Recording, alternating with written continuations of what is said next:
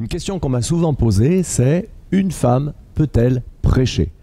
En général, la question sous-entend « Est-ce qu'elle peut prêcher à un auditoire d'adultes dans lequel il y a également des hommes qui sont présents ?» Je trouve que c'est une question légitime, c'est une question intéressante. Pour y répondre, je vais résumer dans un premier temps ce qui me semble être les meilleurs arguments contre la prédication par des femmes. Dans un deuxième temps, ce qui me semble être les meilleurs arguments en faveur de la prédication aussi par des femmes. Et je terminerai en donnant mon sentiment personnel, c'est sans prétention, je ne dis pas avoir tout compris. Les meilleurs arguments contre la prédication par des femmes.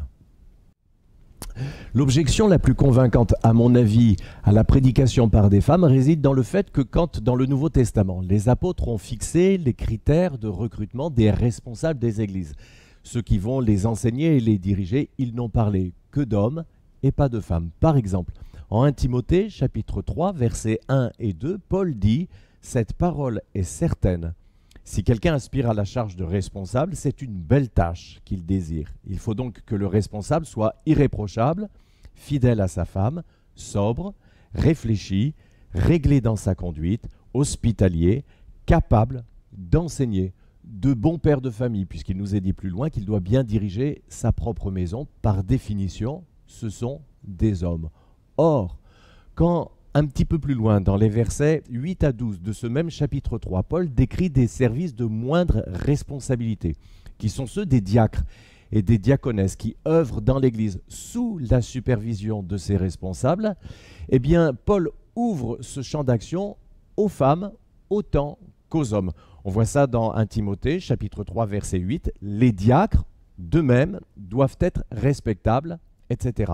Et verset 11, de même, les femmes doivent être respectables, etc. C'est ainsi que nous apprenons en Romains, chapitre 16, verset 1er, qu'une certaine Phobé était diaconesse de l'église de Sancrée, près de Corinthe.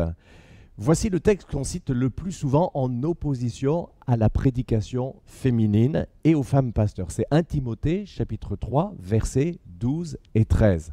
« Je ne permets pas à une femme d'enseigner, ni de prendre autorité sur l'homme, qu'elle garde plutôt une attitude paisible. En effet, Adam fut créé le premier, Ève ensuite. » Ici, Paul justifie son refus en s'appuyant sur un ordre créationnel, exprimant une intention de Dieu. Et juste après ce passage, c'est le chapitre 3 où Paul explique que les responsables d'église doivent être des hommes de haute moralité et qualifiés par Dieu qui vont pouvoir diriger des diacres et des diaconesses. Alors il est difficile de contester, au moins dans la pensée de Paul, une certaine continuité entre le chapitre 2 où il ferme la porte de l'enseignement et de la direction de l'Église aux femmes, et le chapitre 3 où il explique que les responsables d'Église doivent être des hommes choisis par Dieu qui vont diriger les diacres et les diaconesses. Cette continuité dans la pensée de Paul est encore plus évidente quand on se souvient qu'à l'origine, il n'y avait pas de distinction entre les chapitres de séparation, ici le chapitre 2 et le chapitre 3. Cette séparation en chapitres et versets est venue plus tard. Les meilleurs arguments en faveur de la prédication féminine et même plus en responsabilité. Là, l'argument est un peu plus compliqué, mais on peut quand même le résumer assez simplement. C'est qu'on trouve dans le Nouveau Testament des recommandations qui sont adaptées à l'Église du 1er siècle, mais qui seront appelées à évoluer dans la suite. Par exemple, les apôtres Pierre et Paul, à plusieurs reprises, recommandent aux esclaves la soumission à leur maître, même, nous est-il dit, avec crainte et tremblement, ce qui semble être une expression type. Alors, la soumission des esclaves à leur maître était sage et nécessaire dans la société du 1er siècle, car à ce moment-là, une remise en question de l'institution de l'esclavage aurait été prématurée et vouée à l'échec. Par contre, l'Évangile, répandu dans la société, a fait évoluer les mentalités et a contribué en particulier à faire prévaloir les principes d'égalité entre tous les hommes, comme quand il est écrit dans Galates chapitre 3, versets 26 à 28, « Vous êtes tous fils de Dieu par la foi en Jésus-Christ. » Plus loin, « Il n'y a plus ni juif ni non-juif, il n'y a plus ni esclave, ni libre. C'est pourquoi, si nous devions nous en tenir encore aujourd'hui au soutien de l'esclavage à cause des textes de Pierre et de Paul qui recommandent aux esclaves de se soumettre à leur maître, par exemple en Éphésiens chapitre 6 verset 5, ce serait totalement inapproprié. Ici donc l'argument est que l'Évangile a également fait progresser la cause de l'égalité entre les hommes et les femmes. Or il se trouve que bien dans le même passage qui nous dit qu'en Christ il n'y a plus ni esclave ni libre, Paul dit, c'est le même verset 28, qu'il n'y a plus ni homme ni femme, car vous êtes tous un en Jésus-Christ. Ainsi, selon ce raisonnement, l'Église devrait aujourd'hui entériner l'évolution historique des rapports hommes-femmes. Pourquoi ? Parce qu'elle est juste et parce qu'elle était déjà en germe dans les principes de l'Écriture d'égalité fondamentale entre les hommes et les femmes, au même titre d'ailleurs que l'abolition de l'esclavage. C'est ainsi que, selon ce point de vue, que les femmes prêches, voire même qu'elles soient pasteurs, ne serait en réalité que l'application des stricts principes divins les plus fondamentaux. Ça, ce sont les arguments des deux camps, les plus forts selon moi, et au fait, comme moi, je les ai compris. J'ai entendu, j'ai lu d'autres arguments, mais ils m'ont semblé moins évidents et aussi moins décisifs. En tout cas, au point où nous en sommes, voici ce que je peux dire, c'est que ce soit les arguments des uns ou que ce soit les arguments des autres, tant qu'ils sont exprimés respectueusement, et j'ajoute avec une certaine prudence, eh bien, ils n'ont rien en eux-mêmes ni de méchant, ni d'irrespectueux vis-à-vis de l'Écriture et de son autorité. C'est pourquoi je pense qu'il n'est pas correct de dire de quelqu'un qui s'oppose au ministère féminin, comme on dit, pour les raisons que je viens d'indiquer, qu'il est un arriéré. Et de même, je pense qu'il n'est pas juste de dire que tous ceux qui sont pour la prédication des femmes ont, pour cette raison, forcément rejeter l'autorité de l'Écriture. J'en viens maintenant au point le plus délicat. C'est quand on me demande « Et toi, qu'est-ce que tu en penses ?»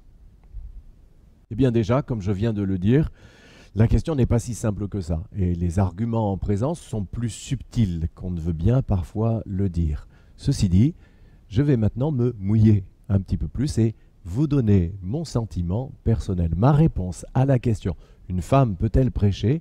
est fondée sur ma compréhension de la parole de Dieu, également en rapport avec des réflexions personnelles au sujet de la création. Je remarque qu'aujourd'hui, il existe un fort courant que j'appelle idéologique, pour nier nombre de différences entre les hommes et les femmes. Alors je ne rejette pas ce courant d'un revers de la main parce que je reconnais que bien des droits ont été acquis pour les femmes suite à une certaine pression et que ces droits étaient normaux, naturels, légitimes. Par exemple, leur droit de vote aux élections nationales en France n'a été acquis qu'en 1945 suite à un long combat qui aujourd'hui semble bien évident et bien légitime aux yeux de tous. Toutefois, il me semble que ce courant idéologique aujourd'hui va trop loin dans le sens où il remet en question des différences que j'appelle profondément naturelles entre les hommes et les femmes. C'est-à-dire que ces différences ne sont pas dues simplement à une question de culture ou d'éducation, mais qu'elles sont dues à la nature et à la création de Dieu. Et au fait, les êtres humains ne sont pas les seuls à avoir des tempéraments différents en fonction de leur genre masculin ou féminin. Chez beaucoup d'espèces animales, les mâles et les femelles ont des tempéraments différents. Par exemple, chez les éléphants, ce sont les femelles âgées qui dirigent les groupes. Quand il s'agit des animaux, personne ne le nie, et rares sont ceux qui se feraient un devoir de modifier ces rôles. De la même manière, je pense que volontairement, Dieu a fait les tempéraments masculins et féminins différents et complémentaires. Je pense que c'est juste un fait que le corps de la femme est naturellement orienté vers la maternité, que cela modèle sa silhouette jusque sa poitrine. Et je pense que c'est également un fait que le tempérament masculin est davantage porté vers l'extérieur et vers la direction des groupes. Ça, je pense que ce sont des différences naturelles, et parce qu'elles sont naturelles, j'ose dire qu'elles expriment une intention du Créateur. Je pense aujourd'hui que c'est par une idéologie excessive, qu'on veut nier ces différences et effacer toute complémentarité entre les hommes et les femmes. Je crois donc que c'est la vocation d'hommes choisis par Dieu et qualifiés par Dieu de diriger et d'enseigner les églises, et que c'est dû à leur nature aussi, qui est complémentaire et différente de celle des femmes. Alors je reconnais qu'à la différence des animaux, la culture, la civilisation fait évoluer les rapports entre hommes et femmes, mais je le dis jusqu'à un certain point seulement. Et ce certain point, c'est l'idéologie. Comme quand, par exemple, on veut pousser Arthur, le gros dur, 6 ans et demi, à jouer à la dinette et à la poupée. Je précise que cela correspond, selon moi, à des tendances générales. Pour des questions de choix ou autres, certaines femmes ne seront jamais mères et d'autres seront de grandes guerrières que je me garderai bien d'aller défier. Alors je ne dis pas que chez les êtres humains, il n'y aurait que les hommes qui pourraient diriger les groupes, parce que l'histoire, notre expérience et même la Bible nous prouve que ce n'est pas vrai. Il y a des femmes, il y a eu et il y a encore aujourd'hui des femmes dirigeantes remarquables, mais elles sont moins nombreuses que les hommes. Et au fait, même dans les pays où le pastorat est ouvert aux femmes depuis plus d'un siècle maintenant, en réalité, seule une toute petite minorité exerce de fait un service pastoral en direction dans l'Église. C'est qu'il y a quand même bien des dispositions différentes. En l'occurrence, c'est maintenant pour en revenir à la Bible, que ce soit dans le peuple de Dieu de l'Ancien Testament ou dans l'Église, en général, ce sont les hommes qui dirigent la communauté, sauf exception. Je dis sauf exception. Par exemple, on trouve dans l'Ancien Testament une certaine Déborah qui est appelée juge. Or, dans le contexte, les juges étaient les chefs d'Israël dans le plein sens du terme. De même, dans le Nouveau Testament, si Paul réserve l'enseignement et la direction de l'Église aux hommes, on voit une certaine Priscille qui exerce un rôle fort et prépondérant aux côtés de son mari. Par exemple, quand il nous est dit, c'est dans Actes chapitre 18, verset 26, au sujet d'un certain prédicateur, que Aquilas et Priscille le prirent avec eux et lui exposèrent plus exactement la voix de Dieu. Alors bien sûr, ce texte ne fait pas de Priscille une prédicatrice, parce que ici, il s'agit d'un entretien privé. Mais je remarque qu'elle est systématiquement citée aux côtés de son mari quand il est question de ce couple, de son service, de son implication dans l'œuvre de Dieu, et même que dans la plupart des passages où ils sont mentionnés, Priscille est citée avant son mari.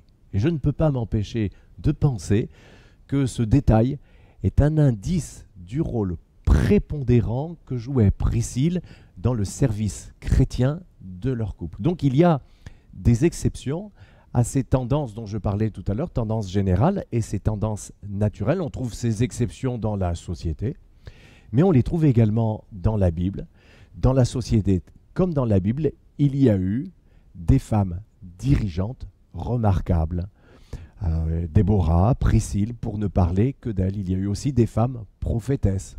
Par exemple, Myriam, Déborah, Hulda, dans la parole de Dieu. Et voici les lignes de conduite que j'en tire comme étant ce qui me semble être de la sagesse. D'abord, je ne vais pas chercher par effet de mode ou par idéologie à pousser des femmes à prêcher ou à vouloir diriger les églises. Mais s'il s'en trouve une, et l'histoire de l'Église nous montre qu'il y en a, qui parlent de l'Évangile avec plus de grâce et aussi plus d'efficacité que beaucoup d'hommes, ne comptez pas sur moi pour aller lui demander d'arrêter. Je pense même qu'il est de ma responsabilité de l'accompagner pour lui permettre d'exercer ses dons, sa vocation, au maximum de ce que la situation et le contexte des églises lui permettront, bien sûr, tout en la conseillant pour ne pas choquer inutilement. C'est ainsi que je préconise une attitude sage et respectueuse, sans provocation. Plaçons-nous un instant dans l'hypothèse où ce seraient ceux qui prônent l'équivalence totale des hommes et des femmes qui auraient raison. Je parle d'une hypothèse, je dis supposons, ce n'est pas mon opinion, mais même si c'était exact, est-ce qu'ils ne devraient pas aussi tenir compte de l'opinion des autres qui sont quand même nombreux?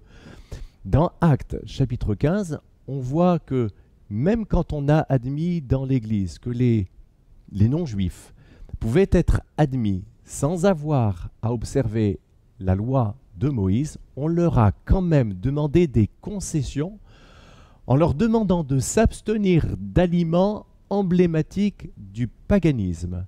Et cette concession, qui a été provisoire, en tout cas sous sa forme absolue dans le Nouveau Testament, cette concession, nous est-il dit, a été approuvée du Saint-Esprit selon le texte d'Actes chapitre 15, verset 28. C'est ainsi que dans beaucoup de contextes, je pense aussi qu'on devrait s'abstenir d'utiliser ou de donner le titre de femme pasteur. En tout cas, c'est mon opinion. Alors, quelques questions pour finir.